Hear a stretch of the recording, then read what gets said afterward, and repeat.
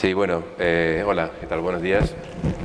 Bueno, estoy aquí con mi amigo Rafa Fonteriz y puede decirse que hemos crecido juntos prácticamente, ¿no? Por lo menos Prácticamente. desde la época en la que valía la pena las cosas que hacíamos o estábamos interesados en dedicarnos a esto. Yo, a ver, ¿no? Ahora mismo no sé en qué año nos conocimos, pero Pues sería, en Arte y Oficios y sería 78, 79, ha llovido, ha llovido 79, mucho. 80. Y bueno, lo que... Cuando salió 1984. Exacto, Que exacto. ahí ya nos Exacto. conocíamos. De hecho, Rafa llamaba la atención absolutamente en artes y oficios, o sea, porque él dibujaba ya, para mí también como, bueno, no es que no haya evolucionado, ha evolucionado muchísimo, pero ya era impresionante que alguien tan joven dibujara así. Y de hecho, José María Berenguer, el director del Víbora, cuando estuvo en Valencia, una vez presentando un álbum, hace ya años, claro, también, comentó esto, que le sorprendió mucho recibir tus originales, porque dices que era alguien que tenía mucha experiencia, que parecía que había dibujado muchísimo, y de repente aparecía aquí como alguien prácticamente novel, alguien que no tenía obra publicada antes. Pero bueno, sí que tenías obra ya, Sí, para sí, aquel entonces ya había obra. y ya tenía experiencia en un estudio de diseño gráfico como Sí, ilustrador. en Que eso Boramar, ¿no? Estuviste en Boramar. en Boramar, y luego Rompeolas, y ahí ya te curte porque ahí no hay posibilidad de, esto no me sale, está subiendo el cliente por la escalera, hay que presentar esto, pero es que no se me ocurre nada. No, ahí lo tenías que hacer todo inmediatamente. Pero yo voy a decir cosas que a lo mejor no te van a gustar, porque me acuerdo que me las contabas y las voy a decir ahora aquí, porque Eso no sé, es muy sosa. como no nos oye nadie. Yo me acuerdo que cuando te dejaste de Boramar y volviste al cómic, lo primero que dijiste es, he perdido todos estos años que podía ser mejor dibujante. Sí. Pues ya eres muy bueno, tío. Y dices, no, pero estos años los he perdido.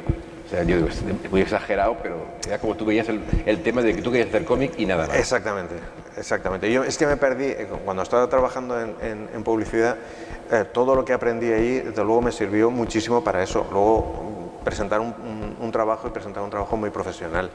Pero toda la época de efervescencia de las revistas, yo prácticamente me la perdí. Y en el mundo de la historieta, digamos que yo me incorporo incluso mayor, teniendo en cuenta todo el proceso de cuando empiezas a publicar en fanzines y tal, es una evolución hasta que llegas al profesionalismo y te has ido labrando un camino, aunque sea aficionado. Yo esa fase, digamos, que me la perdí, entonces consideraba que eran años perdidos por eso, porque mi generación pues estaban ya publicando en Cairo, en Víbora, en el 84, en el Crepi. Toda esa gente estaba, digamos, que ya profesionalizándose cuando yo estaba haciendo profesionalismo, pero en la ilustración publicitaria. Sí. Esa fue la sensación, ¿no?, de haber perdido esos años. Aquella época fue maravillosa, ¿no? Porque me acuerdo que quedábamos para ir a comprar el 84 a la Renfe, porque salía un día antes. Sí, llegaba antes allí. Sí, estamos tan obsesionados que lo queríamos tener un día antes. Y en esa época, cuando estábamos en la escuela, tu estilo de dibujo era muy maroto, ¿no? Era un poco de estilo maroto. Sí. Mezclabas también mucho lápices con tinta, era muy experimental todo. Sí, porque pillé esa época en la que estás descubriendo autores. Tú tenías yo vengo además de la escuela más realista de Alex Raymond, que era el que más me gustaba. Yo el Flash Gordon de la época buena de Raymond prácticamente me lo sabía de memoria. Podía dibujar una viñeta de o sea, Flash Gordon, Dale Arden, la Reina Fría, cualquier cosa de esto, porque me los miraba las estampitas, porque luego las historias eran un poco aburridas, ya lo notabas, pero los dibujos me parecían impresionantes. Entonces, de repente empiezas a descubrir pues autores. Descubres a Esteban. Bueno, a Esteban Maroto ya lo conocía por 5 por Infinito, que me había también marcado muchísimo, porque también en la época era más moderno que los tebeos contemporáneos, siendo anterior. Yo veía aquello y decía, este tío es muy, muy, muy, muy moderno. Veía algunos dibujantes de Marvel que me parecían buenísimos, pero no los veía tan modernos. Era una estética como más atrasada. Entonces me obsesioné muchísimo con él. Pero luego empecé a descubrir a Alfonso Font, tuve otra época también haciendo un poco el font. Luego Fernando Fernández con la mezcla de técnicas que nos dejaba alucinados a todos.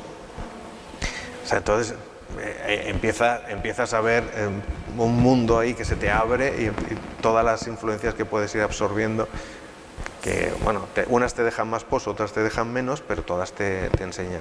Esa época fue algo increíble que ahora es difícil, a lo mejor de entender por la sensación de rotura con lo que había antes, con nuevas formas de entender el cómic, todo esto fue muy interesante. Pero tú cuando acabamos la escuela empiezas a trabajar en una revista en valenciano, Sí. Camacuc, y me acuerdo que lo único que recuerdo de esa época fue un cómic sobre el Grial, y que el Grial, claro, estaba en Valencia, y era toda una historia relacionada con el Grial. Sí, y en esa época, como era una revista que iba a un público infantil, se me ocurrió, porque toda mi vida ha sido pues buscarme problemas, ¿no? En vez de encontrar soluciones, me buscaba problemas.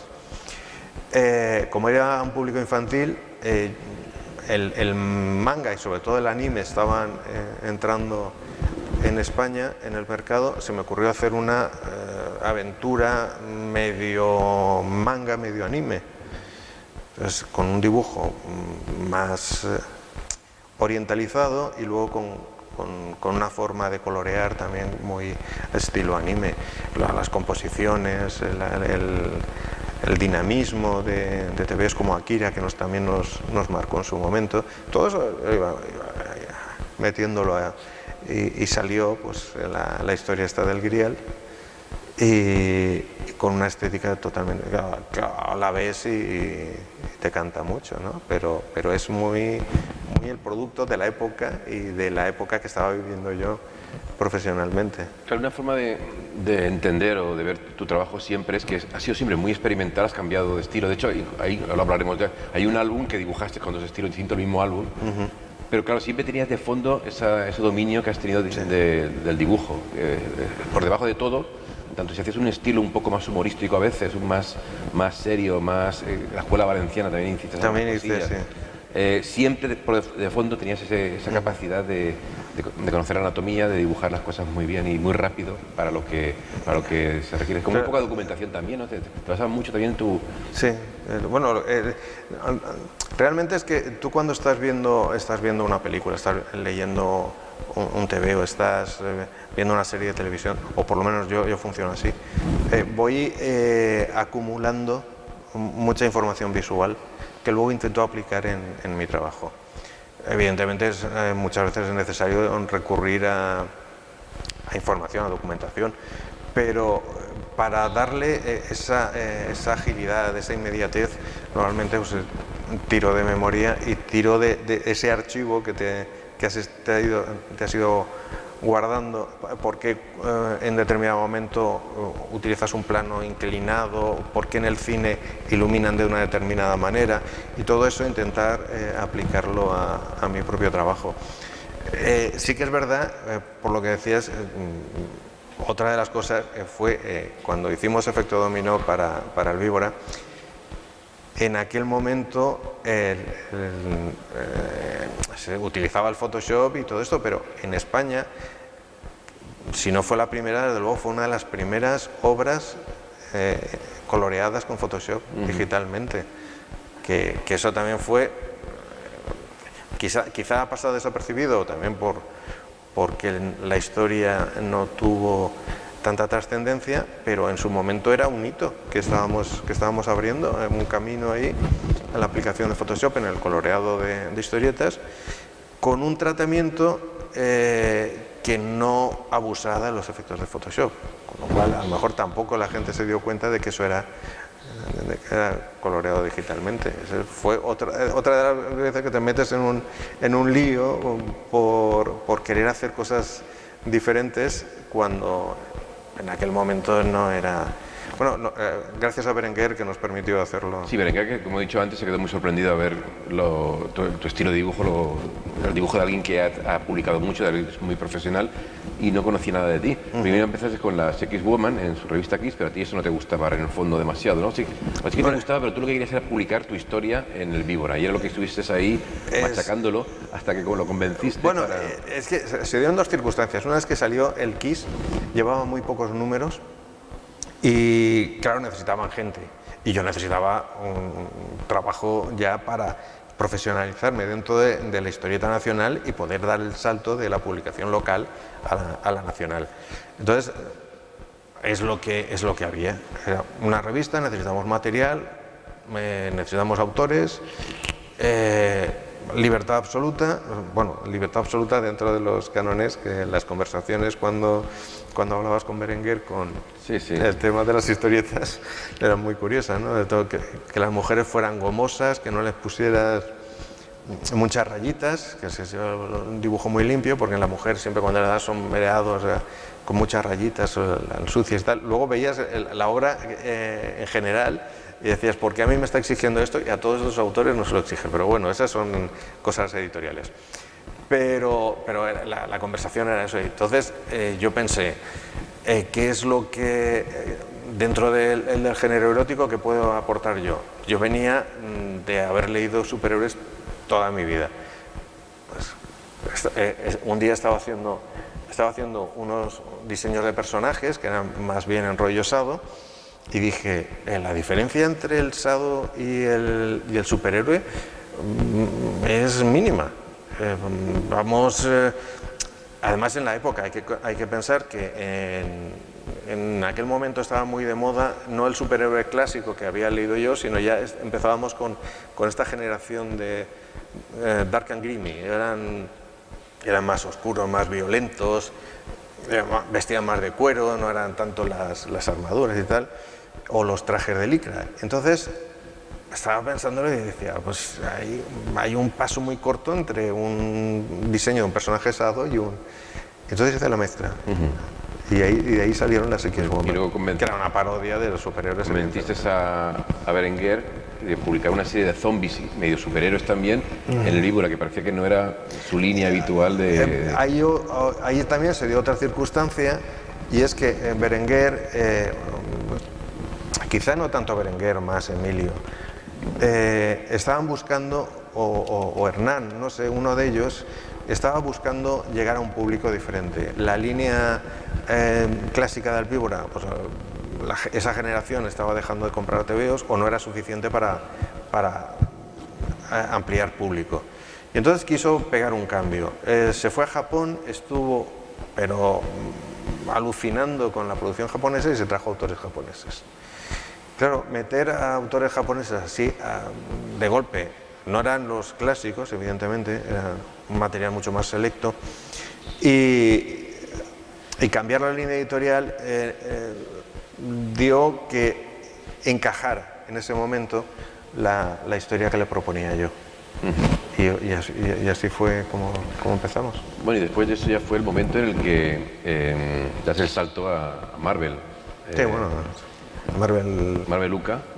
Y un cómic que era Nocturne, que a mí me parecía... Bueno, la historia es un poquito más larga porque, de hecho, todo lo que hice para Marvel Uka, que fueron bastantes números, ahora no puedo recordar, pero hice 2 números de Wild Thing, 2 o 3 de Death. Bueno, unos 6 cómics que hice, no salió ninguno porque cerraron. ¿No se llegó a publicar? No se llegó a publicar ninguno. No sé si hice eso, 5 o 6 que no llegaron a publicarse. Curiosamente todos pagados, ¿eh? Ahí no hay problema. Pero cerraron la editorial y entonces todo ese material se quedó inédito. Afortunadamente visto ahora, porque yo solamente hice lápices y el entintador que me pusieron era lo peor de lo peor que podía caerme. Y bueno, pues un material, cuando me volvieron los originales y los vi, dije, afortunadamente esto no ha salido. Y entonces se quedó la editorial como una oficina secundaria de Marvel, pero no tenían tanta producción, estaba mucho más controlado. Y Paul Neary, que quería seguir publicando cosas, fue cuando hizo lo de Nocturno. Que Nocturno era el reboot de un personaje clásico de Inglaterra, de Marvel UK, que era Night Raven. Entonces, Night Raven era un personaje de época, los 30 creo que era, y por el que han pasado, o sea, hasta guionistas del prestigio de Jamie Delano y David Lloyd, el dibujante. Entonces, Sean Phillips creo que también hizo una novela gráfica. Bueno, era un personaje clásico británico y quisieron hacer un reboot con un personaje a lo Batman. Y ahí fue cuando me lo ofrecieron. Hicimos 4 números y al cuarto número definitivamente a los ingleses les cortaron el grifo. Curiosamente, Alan Davis estaba publicando en Marvel UK Clandestine, que era su serie personal y la que habían tenido mucho cuidado en crear y tal, y también se la cancelaron. Y Paul Neary, en aquel momento, que todavía no sabía qué iba a pasar, que cerraron definitivamente, llegó a ofrecerme, que es otra de las oportunidades perdidas, llegó a ofrecerme, bueno, de hecho no me lo ofreció, pensó en mí para hacer algo dentro del universo de Clandestine, cosa que me hubiese dado la posibilidad de saltar aparte de trabajar con unos personajes creados por Alan Davis, que es uno de mis autores fetiche, me habría dado una posibilidad de saltar a la Marvel USA, pero se canceló todo, yo me quedé con los 4 numeritos de Nocturne y ahí se quedó. En este mundillo no solo hay que ser extraordinariamente bueno, sino que además hay que tener mucha suerte, porque si no, no va bien la cosa. Pero bueno, de alguna forma eso también te sirvió, creo, para entrar en contacto, no sé si lo conocías de antes, con Rafa Marín y Pacheco, y participaste en la historia esta que se montó Rafa de Iberia Inc., de que eran superhéroes españoles. Sí. Fíjate también otra de las cosas de estas que surgen en un determinado momento, y fue en una Hispacón. Tampoco estaba pensando que lo dibujara yo, pero surgió la línea Laberinto, se puso en marcha, TVOs de autores españoles publicados por Planeta, formato comic book, y pasó por distintas manos y al final cayó en las mías. Rafa recuerdo que nos hizo un avance en una Hispacón y nos quedamos todos flipando. ¿Tú conocías a Rafa desde este momento? No. Bueno, no lo conocía a él personalmente, pero además lo conocía, no sé si, porque tú ya lo conocías, ya habías hecho algún contacto con él, y no sé exactamente quién nos lo presentó, si incluso podrías haber sido tú. Sí, probablemente sí. Y iba con Pacheco también, igual sí que lo veía, por lo menos yo sabía hablar de él seguro en ese momento. Y bueno, pues a Pacheco sí había coincidido con él en alguna convención. Fue una aventura muy loca, pero muy interesante, ¿no? Sí, yo lo recuerdo con muchísimo cariño. También fue un momento en el que nos sentimos todos engañados. Con el paso del tiempo te das cuenta de que, no sé, no hay una mala intención, pero hay intereses editoriales que muchas veces van en contra de los propios autores. Van a favor, porque te puedes aprovechar, como es en este caso, pero también van en contra. En contra porque el movimiento que hizo Planeta, que aparte nos lo vendía como la renovación del TVO español, los nuevos autores, con un formato que llegara más al público, porque era un formato de comic book, de grapa, con un precio más asequible. Y te cuenta toda esta película y tú dices, pues es una buena iniciativa y vamos a probar. Pero luego el hecho real fue que a los autores no nos salía rentable de ninguna manera. Iberia se vendió muy bien, si no fue el que más, fue uno de los que más se vendieron, pero nosotros no llegamos a ver nunca un beneficio con esto. el llenar la estantería con tebeos en blanco y negro, formato barato, pues era una iniciativa que no era de Planeta. Lo había hecho Camaleón, y había otras editoriales haciendo lo mismo, y la llegada de toda la producción de Laberinto, pues parecía que venía a apartar a la competencia en un movimiento editorial que en aquel momento no lo apreciamos, pero luego que resultó ser más una lucha de espacio en una librería especializada que realmente decir vamos a hacer una apuesta, vamos a estar trabajando durante un año con esto. Si Iberia hubiese sido rentable era para ellos, no para los autores. Si hubiésemos podido vivir de esto, es decir, el producto se hubiera autofinanciado, pues probablemente habría habido más Iberia. Pero, bueno. Bueno, y otra cosa que no sé si vale la pena comentar mucho, pero que también fue la que colaboramos tú y yo, Avatar, que la publicamos con un tío que se llama Ruste Magic, que el tío estaba obsesionado en publicar cómics para, a partir de esos cómics, hacer series de televisión. Sí. Era lo que él más le fascinaba. El cómic era una especie como de paso intermedio para intentar vender el proyecto de una serie a Estados Unidos. Y estuvo a punto de vender nuestra serie, la de Avatar, pero nos quedamos ahí un poquillo a las puertas. Es la historia de nuestra vida, ¿no? Siempre hay casi. Bueno, pero luego ya viene ya la parte bonita. Bueno, vamos, yo me lo pasé muy bien con Avatar. Sí, bueno, y aparte para mí fue una auténtica gozada que no puedo explicar ahora mismo cómo disfruté trabajando contigo después de conocernos tanto tiempo y de hacer cosas. Sí, todos los proyectos que se habían ido quedando por el camino, este fue el que empezamos y terminamos. Sí. Y yo creo que quedó muy bien. Probablemente ahora cambiaríamos cosas. Sí, era otra época y era una serie de ciencia ficción situada en pasado mañana, con lo cual el tiempo ha pasado también para la serie. Es decir, cosas que parecían muy extraordinarias como diseñar universos virtuales y tal, ahora ya es algo que todo el mundo...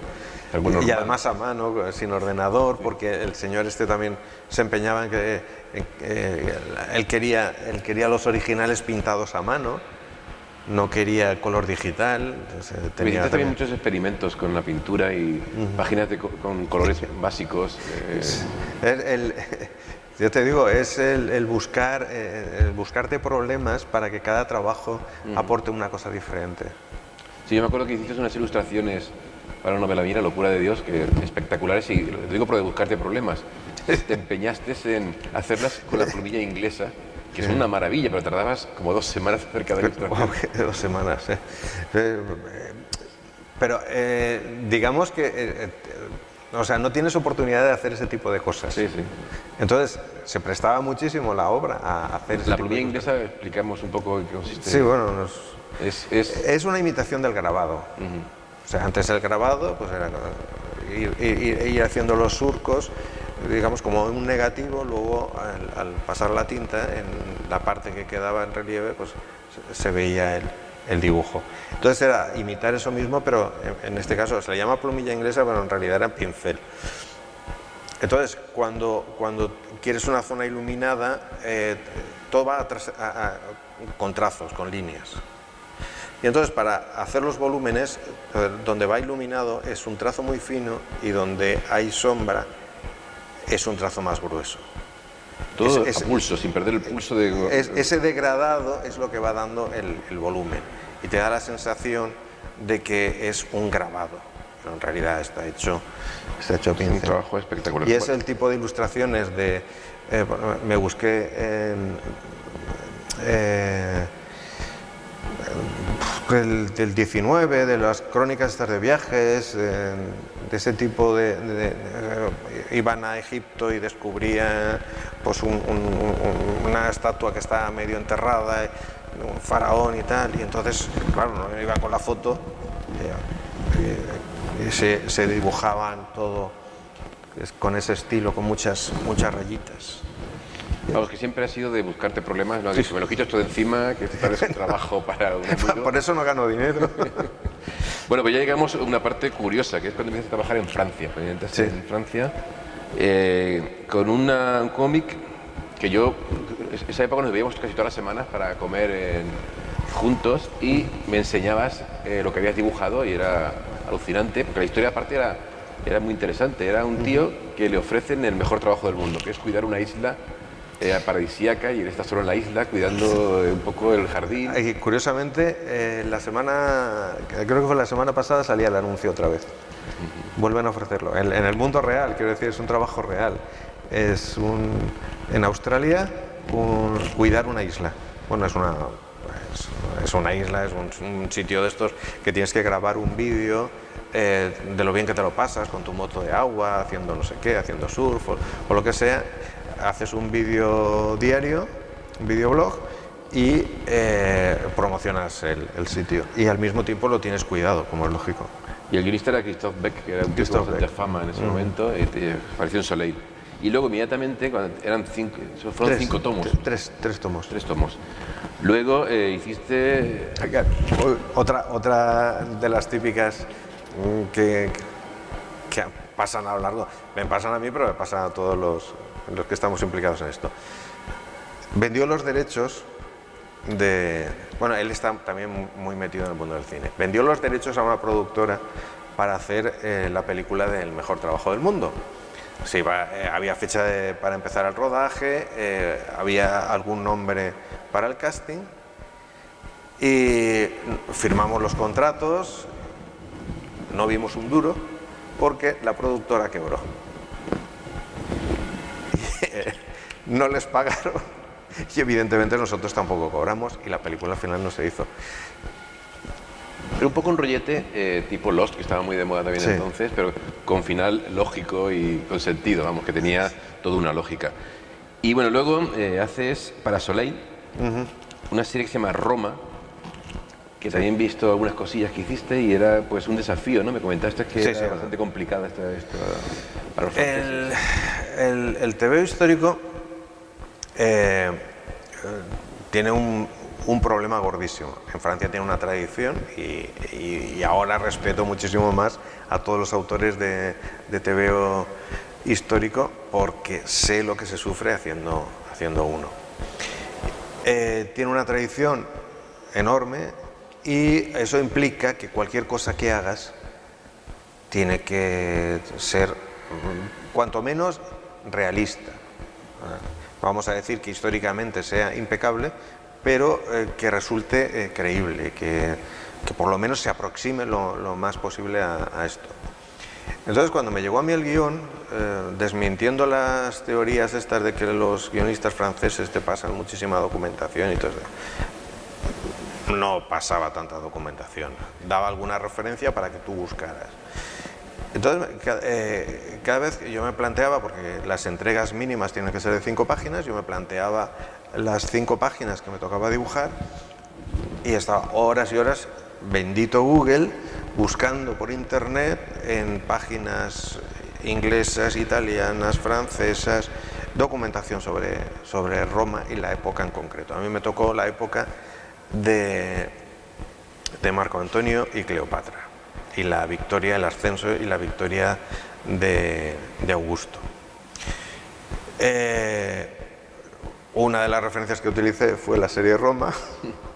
Otra fue Yo Claudio, para detalles de ambientación, y te das cuenta de que en el cine en este caso en la televisión, es todo mucho más fácil, porque con 4 trucos de iluminación lo solucionas. Mientras lo tienes que dibujar, pues si hay mosaicos en el suelo, si hay no sé qué,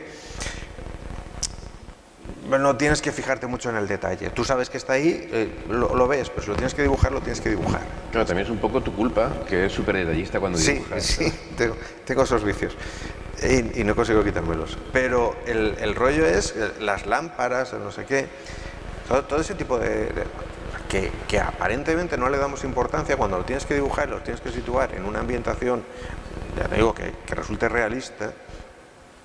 Dices, pero ¿cómo iluminaban? ¿Cómo eran las lamparitas estas que vemos?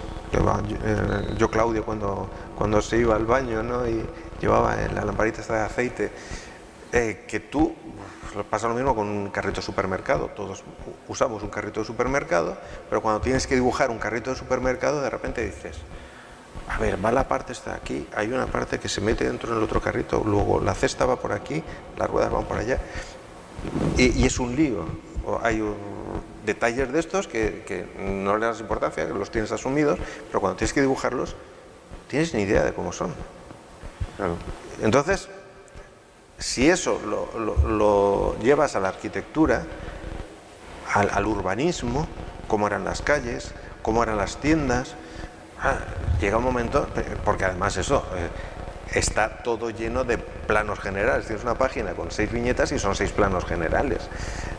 O sea, en el mercado americano puede haber un plano general, 3 primeros planos y 2 planos de americanos. Aquí hay un primer plano, de repente te encuentras con un primer plano y luego son 6 planos generales. De entrada, para componer narrativamente ya es un problema, porque lo que consigues es, cuando haces la división de esto, ves las viñetas que son más importantes, tienes que darle más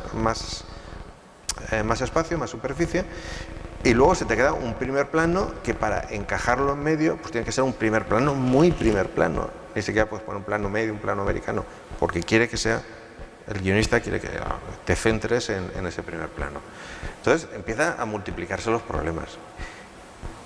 Entonces todo era, me voy a esto, me sale esto, sale el templo tal, el no sé qué, y te vas a buscar documentación que es los restos que quedan, que algunos de ellos están reconstruidos, hay gente que se dedica a reconstruirlos, como me pasó con el Palacio de Cleopatra, que hay uno que hizo una reconstrucción en 3D, basándose entre textos y algunos supuestos restos que hay por ahí, desperdigados, y dice, bueno, pues esta es la reconstrucción en 3D que ha hecho este señor, pues yo me fío de él y voy a hacer esto. Pero hay otros que no, que sencillamente, la Casa de las Vestales era una casa muy pequeña, luego en los distintos, conforme fue creciendo el culto, fue creciendo también el recinto, el templo, hay un templo que todavía sobrevive, pero la parte, digamos, de lo que eran las viviendas se ha perdido, y yo cada vez que consultaba con el editor y con el guionista, decían, esto es una obra de ficción, deja volar tu imaginación, y yo decía, pero ¿estos son franceses o me están tomando el pelo? Tanto rigor, tanto rigor. Más francés que los franceses en esa. Claro, yo iba con esa mentalidad y para mí fue una tortura ese trabajo. De hecho, no lo terminé por cuestiones de tiempo. Sí, porque empezaste ya a trabajar con Pacheco. En realidad empecé a hacer otras cosas para tener ingresos más regulares. Entre ellos la historia que también hicimos juntos del oceanográfico. Hombre, sí. Eso fue muy divertido también. Entonces, incluso hablábamos entonces de hacer una serie basadas en esos personajes. De los personajes. Pero te surgió algo ahí que desgraciadamente te ha absorbido muchísimo el tiempo. Y fue... Porque aparte también está muy bien pagado, pero era algo que tiene un cambio en toda tu trayectoria, porque siempre te has basado en tu dibujo y aquí pasas a ser entintador para Marvel y para un tío que está en estos momentos pues un poco eligiendo lo que quiere hacer en Marvel también. Sí, ahí surgió la posibilidad, también fue a raíz de otro amigo, de Mateo Guerrero, cuando coincidimos en unas jornadas. Entonces surgió la conversación, me dijo, mira, es que Carlos está desesperado porque todos los entintadores que le están poniendo, pues es que a cuál peor. Y él, claro, pues su trabajo se resiente y está quemado. Si os juntáis los dos, de ahí puede salir algo, pues como la mejor época de Carlos, que ha sido trabajando con Jesús Merino. En ese momento yo tenía unas perspectivas bastante negras en el panorama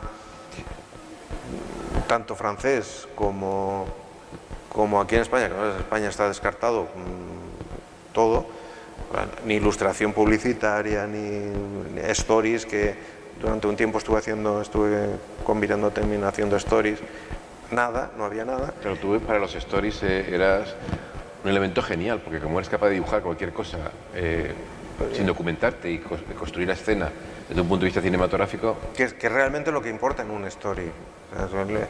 Eso también lo aprendí en publicidad. El story funciona para venderle una idea, un concepto a un cliente que no lo puede ver cinematográficamente, no puede rodarlo, vamos a hacer un boceto y tal. Bueno, ahora quizás sí, pero entonces no, porque era muy caro, y entonces tienes que venderle eso. Y tienes que elegir las imágenes adecuadas para que la narración sea lo más dinámica posible y puedas vender el concepto. Entonces eso, dibujando TVOs, pues claro, lo tienes bastante fácil. Pero bueno, se acabaron todo ese tipo de trabajos y yo a Carlos lo conozco mucho tiempo, me gusta mucho su trabajo y pensaba que, digo, venga, algún día vamos a hacer algo juntos. Y Carlos dice, pero sí, no hay ningún problema, algún día lo haremos. Bueno, pues surgió esa posibilidad, hablamos, él me presentó como su entintador en Marvel, vieron lo que hacía, les pareció bien y empezamos con Occupy Avengers.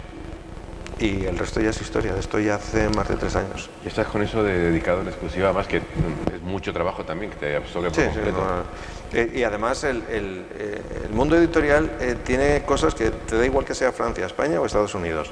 Cuando hicimos el Occupy Avengers, el único problema que he tenido yo realmente, problema que me afecta a mí directamente, sobre mi trabajo, fue en el número 1, que la editora, íbamos con el agua al cuello. No sé exactamente de quién es la responsabilidad, pero muchas veces es del guionista, otras veces es del editor, otras veces es del dibujante, que en cuanto falla uno de los eslabones, pues toda la cadena se para. Entonces, en un día tuve que hacerme 2 páginas, entintar 2 páginas. La editora enviando correos, ¿qué pasa? ¿Dónde están las páginas? Esto tiene que estar. Y eso que te pones, si dejas de interrumpirme, podré trabajar y terminarlo. Pero no, que yo hasta las 7 estoy en la oficina, contando también con la diferencia horaria. Y luego me voy, esto tiene que estar, y volví a enviar otro correo, que me voy. Digo, vale, me he ido, ya no estoy en la oficina, envíaselo directamente al colorista. Y yo, pues nada, terminé las 2 páginas, terminé a las 7:30 de la mañana, envié las páginas al colorista y me fui a dormir. Nunca más ha habido ningún problema. Si han habido problemas, eran de otro tipo. Como por ejemplo en Capitana Marvel, que de repente a alguien se le ocurrió una idea genial. La madre es una Kree, pero tiene un colgante, que ese colgante le inhibe los poderes y nadie puede detectarlo. Eso no estaba en el guión original, estábamos en el número 3, creo que era, y tuvimos que añadir el colgante viñeta por viñeta en los 2 capítulos anteriores que ya estaban dibujados, entregados y toda la pesca. En cable hubo una movida, el editor, con los guiones ya terminados, de James Robinson, le da por cambiar cosas, Robinson se cabrea, pelotera, cambia esto, cambia, no quiero. James Robinson envía un correo a Carlos diciéndole, mira, no vuelvo a trabajar con esta gente, no vuelvo a trabajar con Marvel, lamento mucho que la historia no va a quedar como debería haber quedado, espero que en el futuro podamos colaborar juntos y hacer una historia como toca.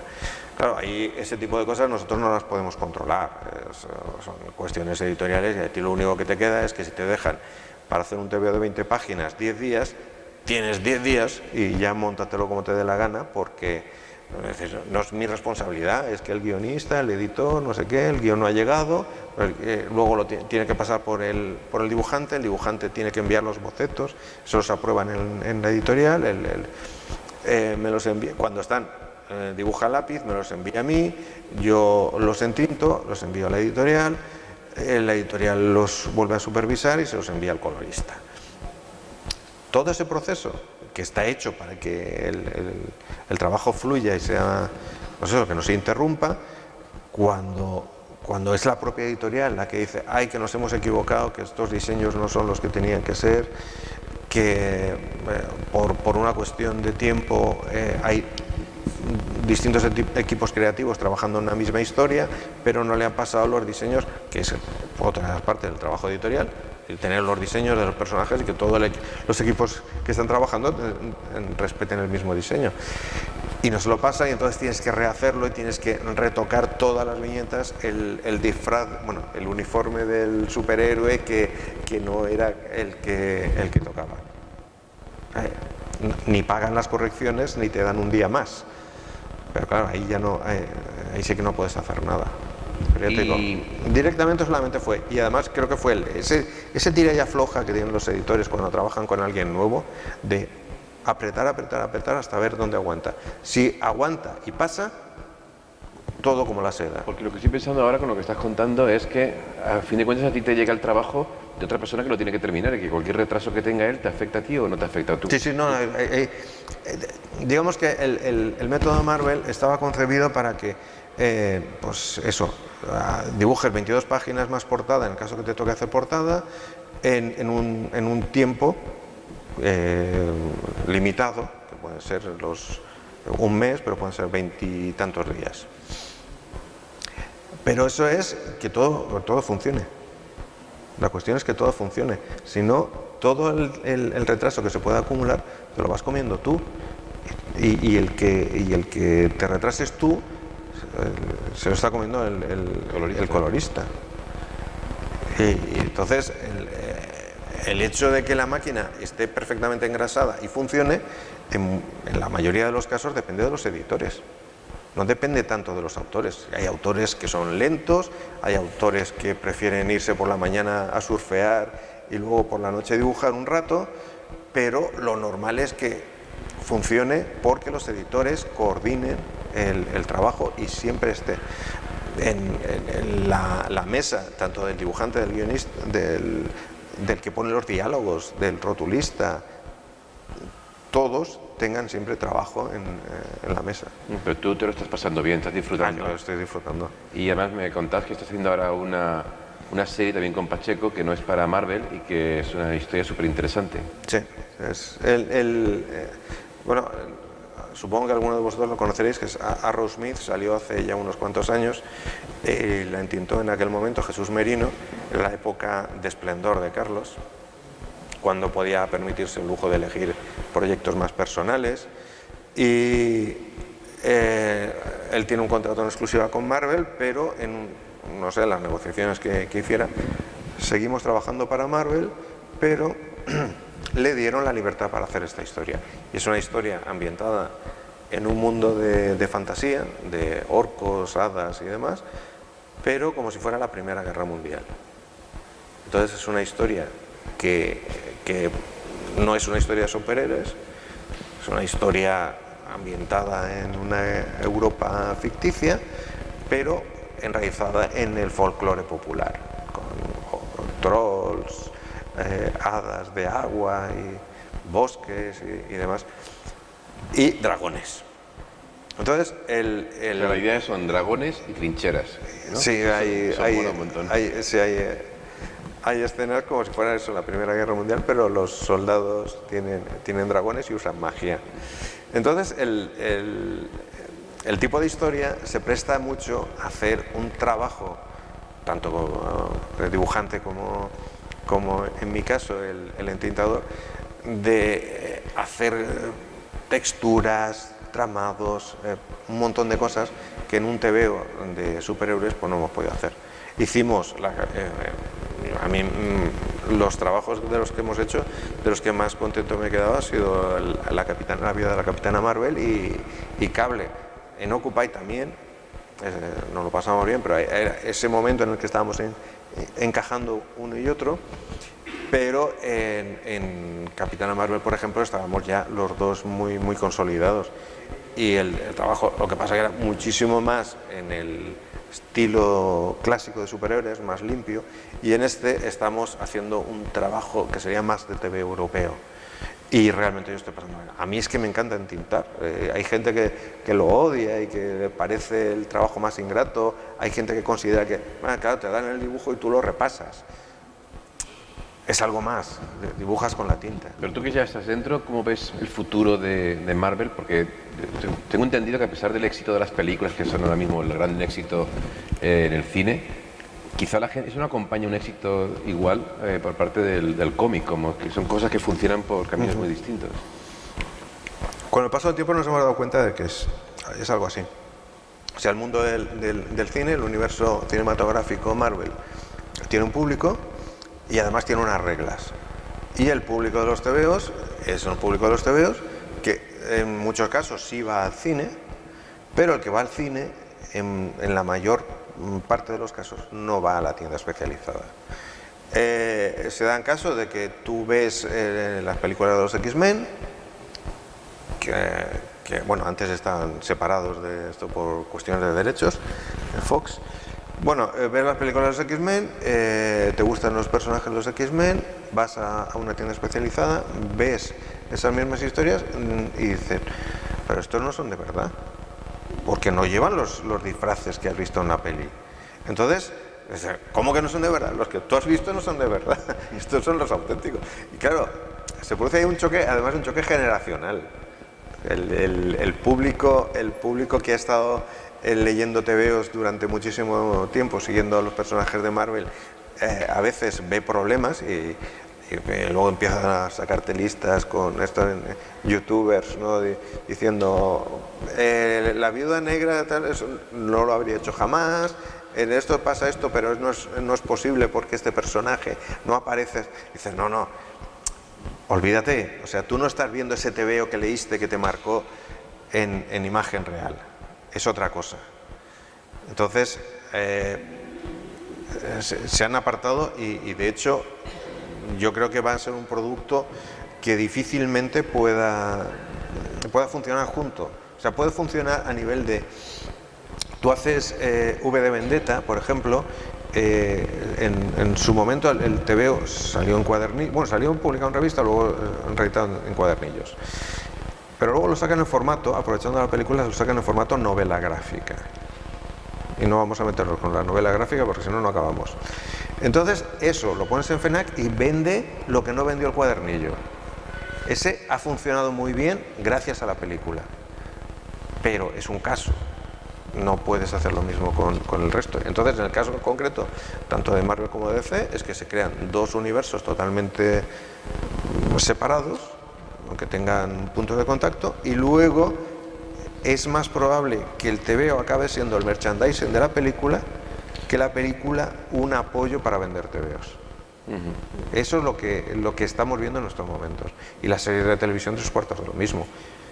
Hacen que tú conozcas personajes, pero que en algún momento puedes ir y regalárselo a alguien. Ay, mira, este es el personaje que salía en tal serie. Pero no va a hacer que las ventas se eleven como mucha gente pensaba. Muy bien, muy interesante. Lo que pasa es que me han dicho que tenemos que acabar en punto porque aquí cierran y nos dejan aquí encerrados todo el fin de semana. Bueno, si nos dejan encerrados podemos seguir hablando. Entonces, bueno, seguiríamos hablando, pero bueno, porque tenemos un montón de cosas que comentar, ¿no? Tu vida prácticamente es una historia del cómic español y de cómo se han derivado las cosas hacia el extranjero y todo esto. Pero creo que aquí hay que poner el punto final, pues. Ha sido un placer hablar contigo. Si alguien quiere hacer alguna pregunta, que ahora está a tiempo, que es... Una pregunta. Rápida, porque ya han dado las dos.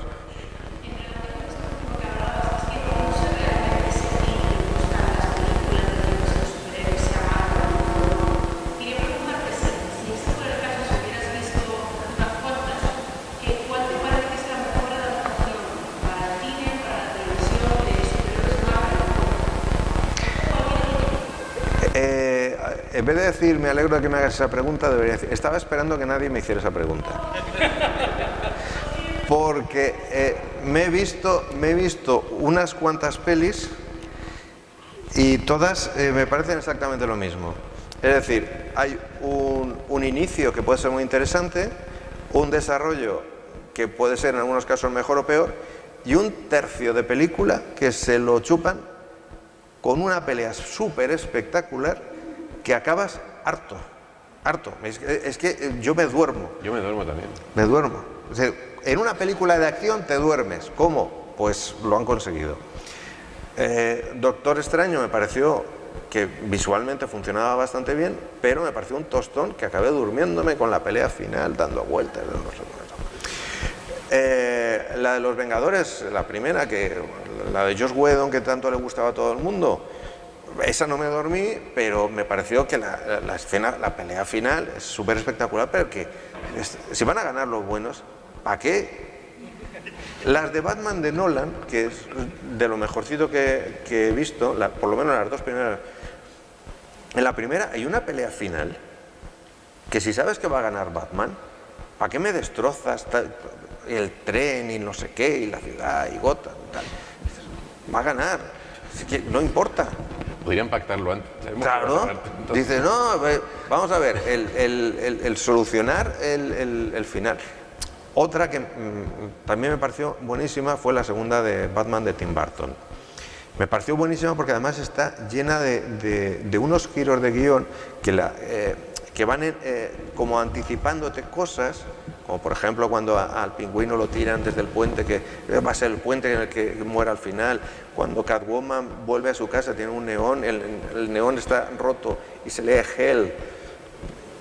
O sea, está lleno de cosas, de juegos. Cuando ellos están disfrazados son los personajes, pero cuando van de particular son los que están disfrazados. Me parece magnífico. Pero ¿por qué se tira todo ese final con los pingüinos y las bombas? Y dices, ¿pero por qué es necesario? Esa escena en 5 minutos está resuelta. No te tires 15 minutos ahí. Entonces, no sé, ¿qué quiere que te diga? A mí las películas no están hechas para mí.